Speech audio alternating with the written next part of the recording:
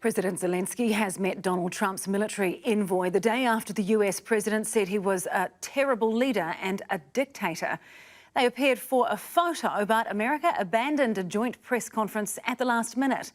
It comes as reports emerge of the Trump administration putting pressure on Ukraine to pay back its military support so far by handing over its precious minerals. Senior correspondent Lisette Raymer reports. For Ukraine's president, who after years of defending his country's freedom has been labelled a dictator, a simple question: how are you? Завжди бойовий. Завжди. Always fighting. Always, came the reply. And he turned back to the front line of diplomatic battle, welcoming Donald Trump's Ukraine envoy to Kiev a day after the US president accused Zelensky of avoiding peace. A dictator without elections. Zelensky better move fast or he's not going to have a country left. Got to move. What they discussed in their meeting today remains unknown. The Americans pulled out of the planned press conference at the last minute. Ukraine abandoned at every turn. Donald Trump reiterating his trust of Russia from Air Force One. I think the Russians want to see the war end, and I really do. But I think they have the cards a little bit because, you know, they're taking a lot of territory. This man, who Biden's administration dubbed Russia's most energetic propagandist, today marvelled at how Trump has started to parrot Putin. All the phrases he is using are right, he said. They absolutely match our vision. I know that Zelensky is watching us every morning. Enjoy, he adds. In yet another sign of the spinning world order, a Kremlin spokesperson has also rushed to the defence of Trump, saying he is 200% right.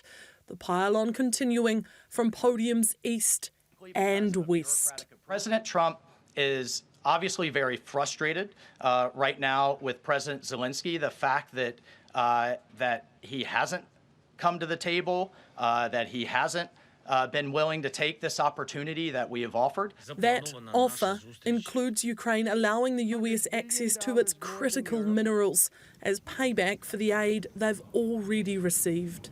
There needs to be a deep appreciation for what the American people, what the American taxpayer, what President Trump did in his first term, and what we've done since. So some of the rhetoric coming out of Kyiv, frankly, and insults to President Trump were unacceptable. Monday marks the 3rd anniversary of this war, and lives are still being lost every day.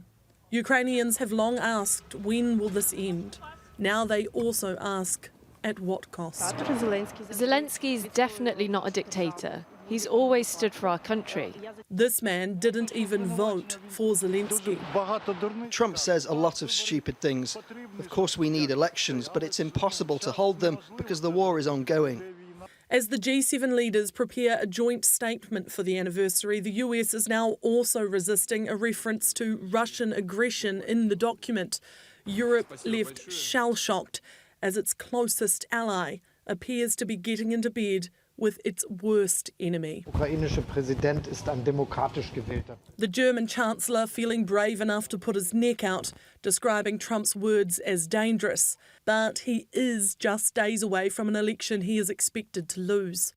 Bravery at any cost, at great cost, will be front of mind for President Zelensky this week in more ways than one.